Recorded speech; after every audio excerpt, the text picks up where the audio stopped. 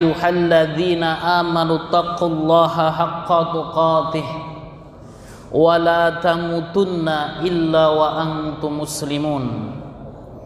Wa qala nabiyyuna Muhammad sallallahu alaihi wasallam fil hadits asy-syarif, may yuridillahu bihi khairan yufaqihu fid din.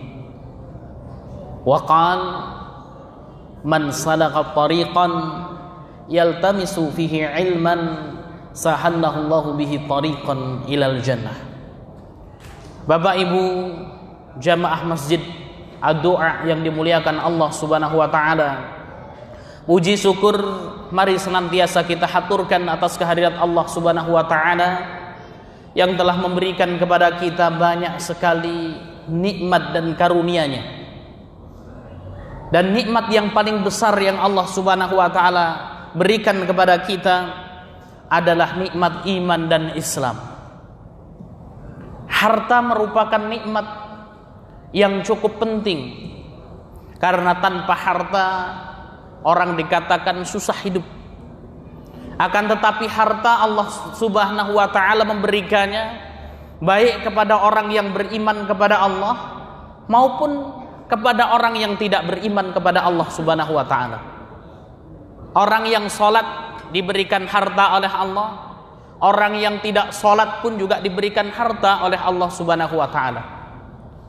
Kita mengatakan harta merupakan nikmat yang berharga, akan tetapi ada yang lebih berharga dari itu, yaitu nikmat kesehatan. Apa buktinya bahwasanya kesehatan lebih penting daripada harta? Dalilnya atau buktinya, seseorang rela menghabiskan hartanya untuk mencari kesehatan. Ada orang yang sakit, kemudian dia habiskan hartanya, ia jual hartanya untuk apa? Untuk membeli kesehatan. Akan tetapi kesehatan tersebut juga Allah Subhanahu wa taala berikan baik kepada orang yang beriman kepada Allah dan juga kepada orang yang tidak beriman kepada Allah. Akan tetapi ada sebuah nikmat yang hanya diberikan oleh Allah Subhanahu wa taala untuk kepada orang-orang yang dicintainya, yaitu nikmat iman dan Islam. Dan kita hadir di tempat ini dikarenakan nikmat iman dan Islam. Bahkan orang yang sakit pun akan datang ke majelis-majelis ta'lim, akan datang ke masjid. Apa yang menjadikan ia datang ke masjid tersebut adalah karena iman dan Islam yang ada di dadanya. Maka nikmat terbesar yang Allah Subhanahu wa taala berikan kepada kita adalah nikmat iman dan Islam. Salawat serta salam semoga senantiasa tercurahkan kepada junjungan Nabi besar kita Muhammad sallallahu alaihi wasallam beserta keluarganya, para sahabatnya, para tabi'in, tabi'ut tabi'in, dan seluruh pengikutnya yang senantiasa mengikuti jejak dan risalah beliau sampai yaumul qiyamah. Bapak Ibu yang dimuliakan Allah Subhanahu wa taala, ada sebuah fenomena yang menjadi salah satu sebab pecahnya masyarakat. Dan fenomena ini pula yang menjadi salah satu sebab berpecahnya hubungan antar bertetangga. Dan ini banyak sekali kita dapatkan di kampung-kampung terutama, yaitu tentang masalah merampas tanah milik orang lain dan menggeser batas tanah walaupun satu jengkal. Bapak Ibu yang dimuliakan Allah Subhanahu wa taala, hal ini banyak terjadi di masyarakat kita. Bahkan bukan hanya satu dan dua orang yang datang kepada saya kemudian bertanya kepada saya, mengeluhkan kepada saya tentang apa? Kejadian tersebut. Tentang tanahnya diambil orang, tetangganya mengubah batas tanahnya sehingga tanah orang lain pun diambil. Dan ini kalau kita lihat terutama di kampung-kampung, ini fenomena ini banyak sekali terjadi. Dan perpecahan masyarakat dan perpecahan tetangga ini banyak ya, dikarenakan dan disebabkan oleh hal ini. Dan kebanyakan masyarakat mungkin menganggap hal ini sesuatu yang sepele. Akan tetapi sesuatu ini merupakan perkara yang begitu besar sekali. Dan azabnya di sisi Allah Subhanahu wa taala kalau kita mengetahui dengan baik, maka azabnya merupakan azab yang begitu luar biasa mengerikan. Ya. Oleh karena itu pada kesempatan malam hari ini kita akan membahas apa saja azab yang akan Allah Subhanahu wa taala timpakan kepada orang-orang yang merampas tanah orang lain atau menggeser batas tanah walaupun sejengkal. Ya. Kita harapkan nanti setelah kita mengetahui azab yang begitu besar dan luar biasa ini, kita bisa memawas diri kita dan kita bisa mengingatkan saudara-saudara kita bahwasanya hal tersebut merupakan dosa yang sangat besar. Ya. Adapun yang pertama, azab yang akan Allah Subhanahu wa taala timpakan kepada orang yang merampas tanah milik orang lain ataupun menggeser batas tanah walaupun sejengkal, Allah Subhanahu wa taala akan melaknat orang tersebut. Jadi azab yang pertama, Allah Subhanahu wa taala akan melaknat orang yang merampas tanah milik orang lain ataupun menggeser batas tanahnya. Baginda Muhammad sallallahu alaihi wasallam bersabda dalam sebuah hadis yang diriwayatkan oleh Imam Muslim, dan hadis ini merupakan hadis yang sahih. Baginda Muhammad sallallahu alaihi wasallam bersabda, la'anallah man ghayyara manaral ardi, yang artinya Allah Subhanahu wa taala melaknat man ghayyara manaral ardi, melaknat orang-orang yang menggeser batas tanahnya. Ini hadis sahih yang diriwayatkan oleh Imam Muslim. Maka azab yang pertama, orang yang merampas tanah milik orang lain atau menggeser batas tanahnya, Allah akan turunkan kepadanya laknat. Bapak Ibu yang dimuliakan Allah Subhanahu wa taala, apa yang dimaksud dengan laknat? Laknatun jamaknya dalam bahasa Arab adalah li'an, yang artinya secara bahasa adalah al-ib'ad, menjauhkan. Atau ada ulama yang mengatakan yang dimaksud dengan laknat secara bahasa at-tardu 'anil khairi, yaitu menjauhkan seseorang dari kebaikan. Maka orang yang kena laknat Allah, maka dia akan jauh dari kebaikan. Maka secara bahasa yang dimaksud dengan laknat adalah at-tardu 'anil khairi, dijauhkan dia dari kebaikan-kebaikan. Adapun yang dimaksud dengan laknat secara istilah adalah al-bu'du min rahmatillah, jauh dari rahmat Allah Subhanahu wa taala. Orang kalau sudah jauh dari rahmat Allah, lalu apa yang ia harapkan dalam hidupnya? Maka inilah yang disebut dengan laknat. Maka kita sering mendengar istilah iblis laknatullah. Iblis laknatullah. Iblis yang dilaknat oleh Allah Subhanahu wa taala. Artinya iblis ketika dilaknat oleh Allah maka akan dijauhkan dari kebaikan-kebaikan, dijauhkan dari rahmat Allah Subhanahu wa taala. Dan seseorang ketika merampas tanah milik orang lain atau menggeser batas tanahnya, kemudian mengambil tanah milik orang lain, maka orang tersebut akan Allah Subhanahu wa taala laknat dia. Ustadz walaupun dia rajin salat, walaupun dia rajin salat. Ustadz walaupun dia rajin ngaji, walaupun dia rajin ngaji.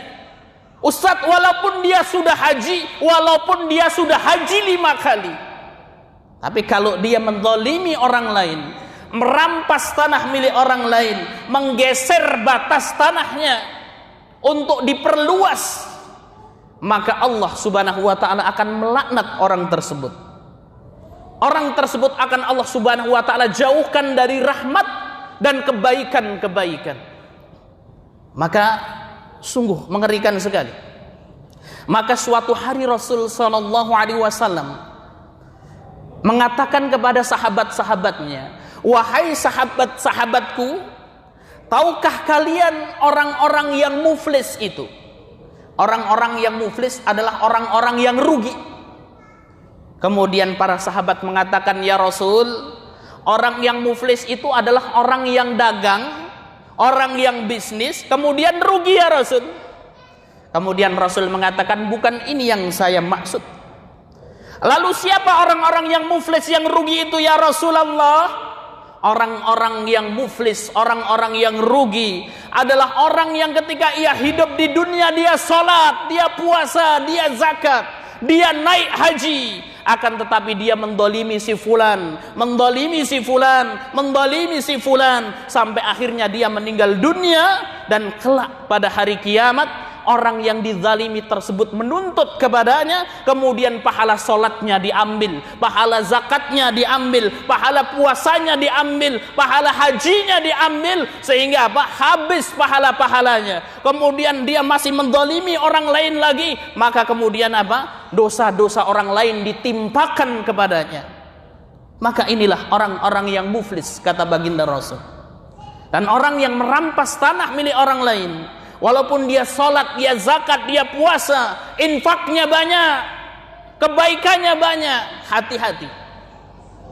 Karena apa? Karena Allah subhanahu wa ta'ala akan menjauhkan dirinya dari kebaikan-kebaikan dan rahmat Allah subhanahu wa ta'ala.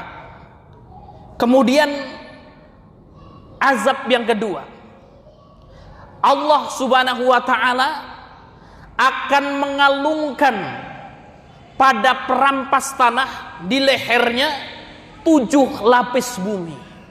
Ya. Azab yang kedua, orang yang merampas tanah milik orang lain atau menggeser batas tanah miliknya, maka Allah subhanahu wa ta'ala akan mengalungkan pada lehernya 7 lapis bumi. Rasul sallallahu alaihi wasallam bersabda dalam hadis yang diriwayatkan oleh muttafaqun alaih. Ustaz, sahih enggak hadisnya? Kalau hadis Muslim, Bukhari itu sahih. Apalagi ini muttafaqun alaih. Itu hadisnya Bukhari dan Muslim dengan jalur periwayatan yang sama. Maka hadisnya sahih.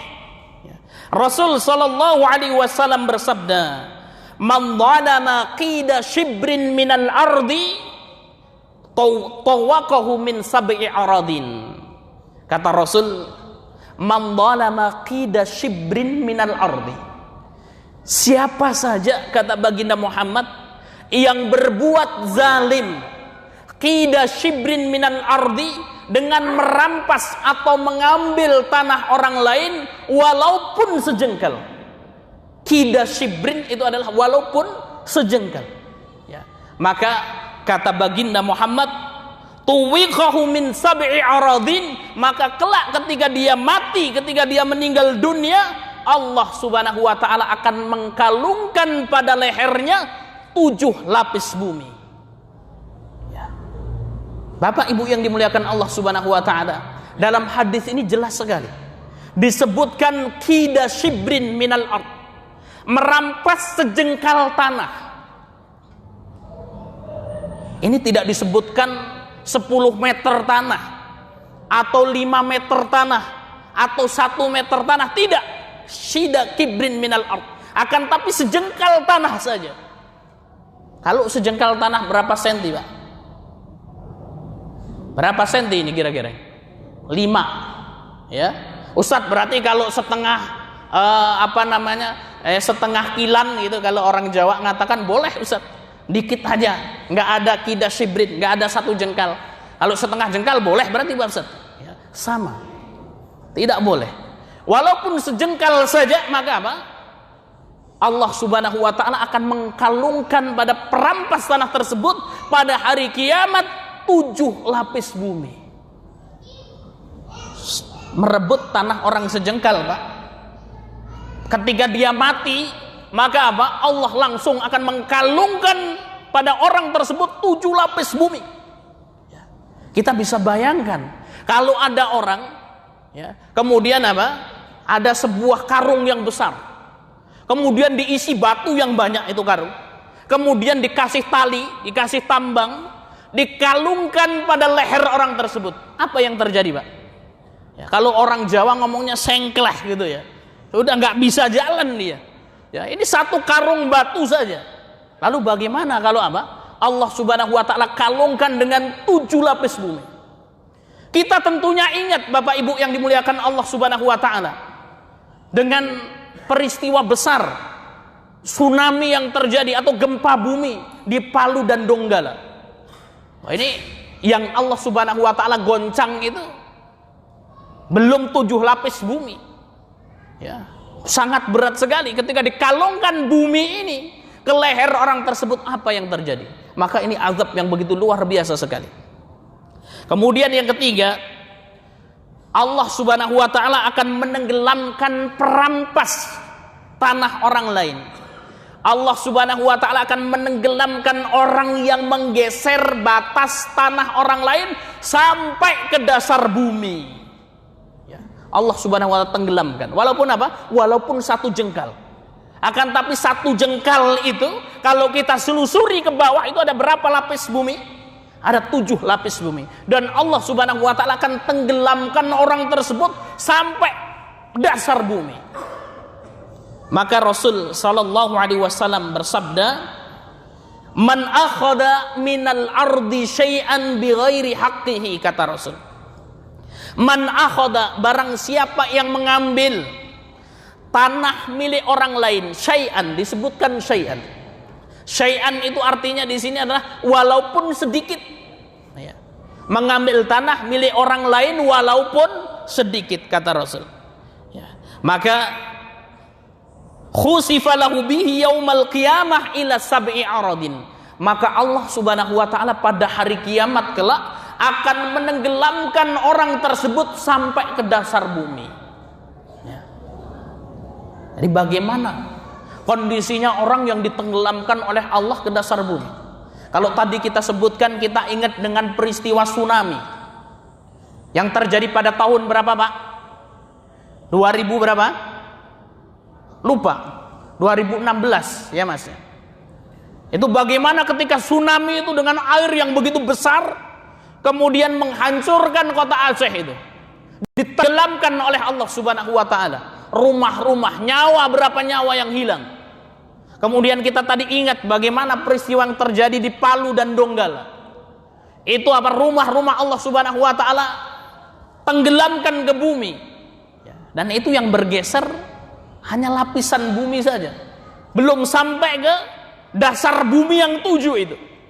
Lalu bagaimana ketika 1 orang kemudian Allah Subhanahu wa taala tenggelamkan dia ke dasar bumi yang paling dalam?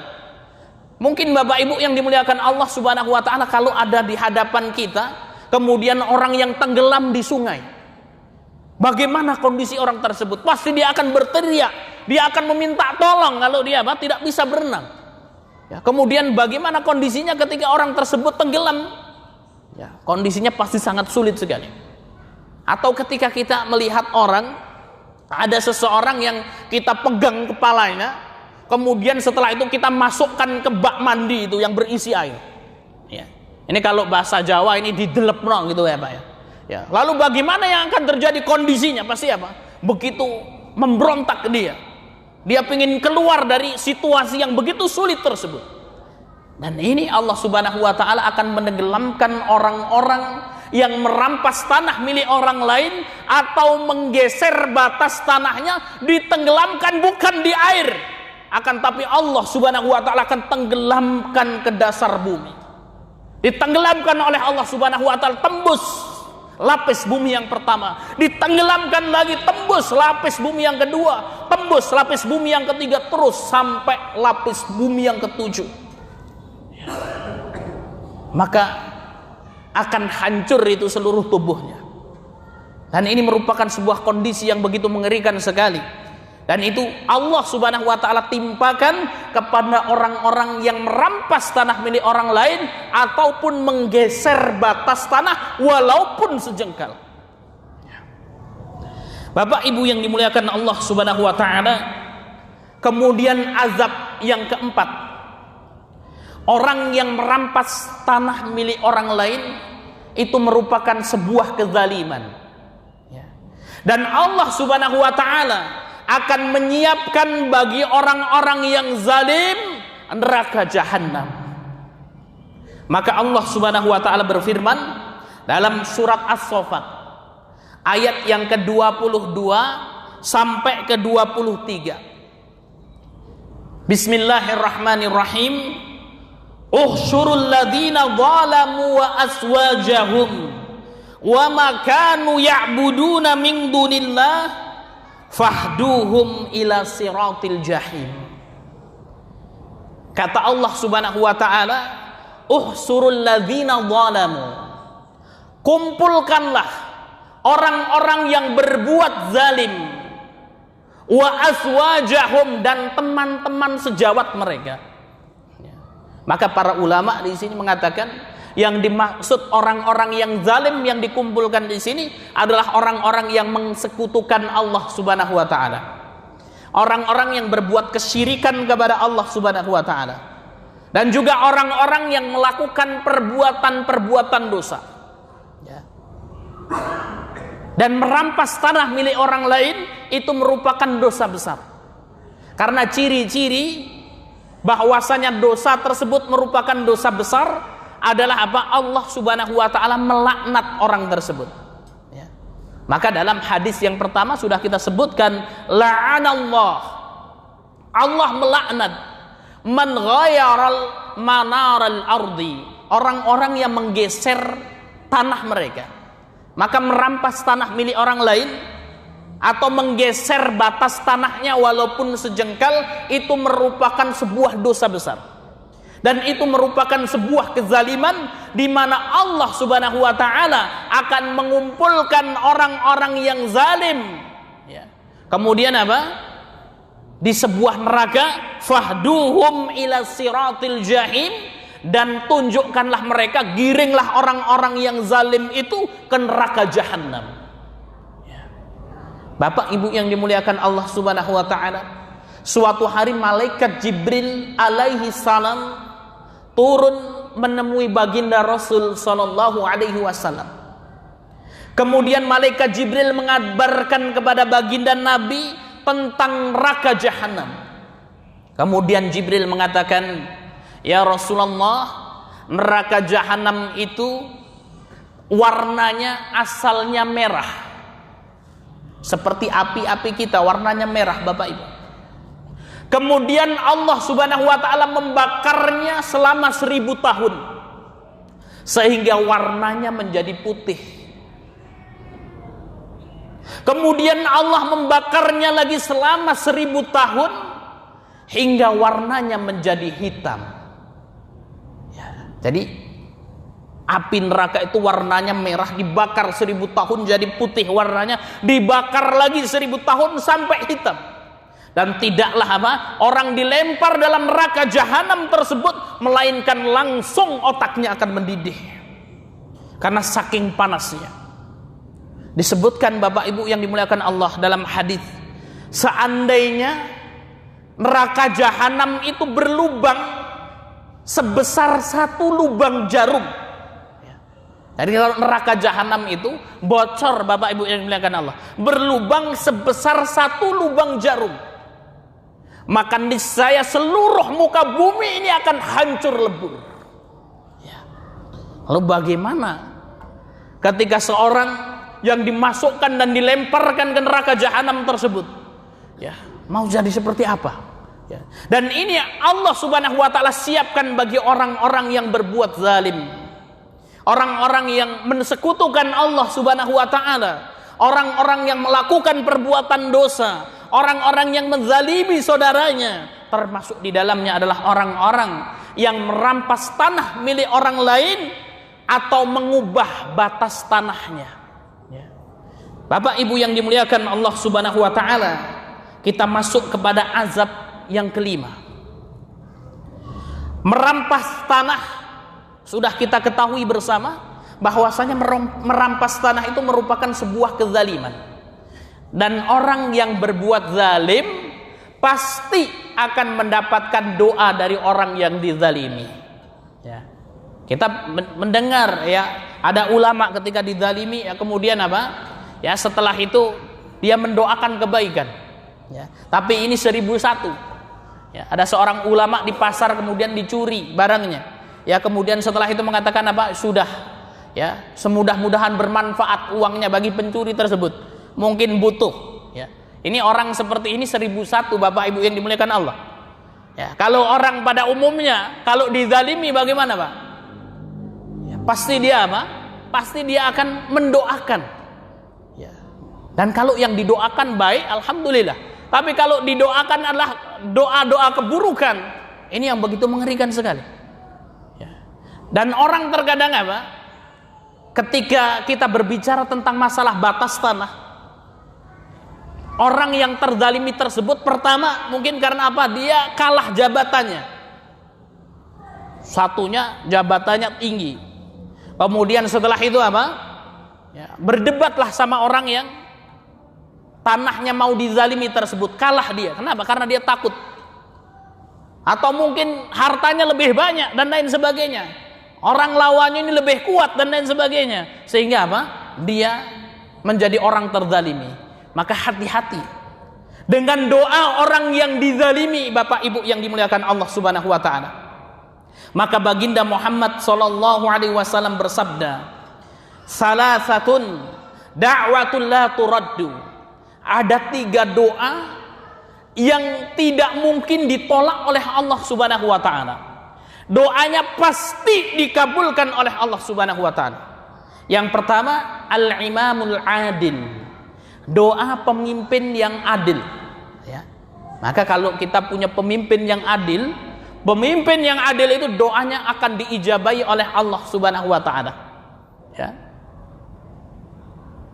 Siapa contoh pemimpin yang adil? Kita kembali kepada sejarah. Ada ya khalifah yang disebut oleh para ulama yang disebut dengan khulafa Rasyidin yang kelima, yaitu Umar bin Abdul Aziz. Itu seorang pemimpin yang begitu adilnya. Sampai ketika itu apa? Dia berdoa kepada Allah selama di bawah kepemimpinannya, maka apa? Semuanya harus sejahtera. Maka di bawah kepemimpinannya lah ya ada domba bersahabat ya dengan serigala. Ya, serigala makanannya apa Pak? Domba. Tapi di zaman Umar bin Abdul Aziz, domba sama serigala mainan bareng, kejar-kejaran, lari-larian, tidak saling memakan. Sampai akhirnya apa? Ada anak kecil kemudian apa? Dia mengembala dombanya, kemudian pulang dia menangis. Wahai bapakku, sesungguhnya domba kita mati dimakan serigala. Maka ketika itu bapaknya langsung menangis. Ya, apa yang terjadi wahai anakku? Domba kita meninggal, mati dimakan serigala. Menangislah ya bapak tersebut. Bukan menangisi domba yang meninggal dunia, akan tapi apa? Dia mengatakan, wahai anakku, ketahuilah bahwasanya hari ini Umar bin Abdul Aziz telah meninggal dunia. Sehingga apa? Doanya dicabut kembali oleh Allah Subhanahu wa taala. Al-imamul adil. Kemudian yang kedua, as-shaim hatta yuftira. Doanya orang yang berpuasa sampai ia berbuka. Maka ini doa yang diijabahi. Kemudian yang ketiga, wa da'watul madlum. Dan doanya orang yang terzalimi. Ya. Maka dalam hadis yang lain disebutkan, ittaqillah, takutlah. Ya. Ittaqi bida'watil madlum, kata Rasul, takutlah kalian dengan apa? Doanya orang yang terzalimi. Fa innahu laisa bainaha wa bainallah hijabun. Karena sungguhnya orang yang terzalimi itu kalau dia berdoa kepada Allah, maka apa? Doanya sudah antara dia dan Allah itu tidak ada hijab, tidak ada pembatas. Langsung dikabulkan oleh Allah Subhanahu wa taala. Bahkan dalam hadis yang lain dikatakan, aku pasti, kata Allah, akan mengabulkan doa orang-orang yang terzalimi, baik secara langsung maupun tidak. Tapi intinya apa? Pasti dikabulkan. Maka hati-hati Bapak Ibu yang dimuliakan Allah. Kita lihat kalau ada saudara kita, kalau ada tetangga kita, kemudian kita apa? Berebut tanah ya dengan saudara kita ini, kemudian kita berlaku curang, kemudian setelah itu apa? Ya, saudara kita kalah, kemudian dia merasa terzalimi, maka hati-hati. Kalau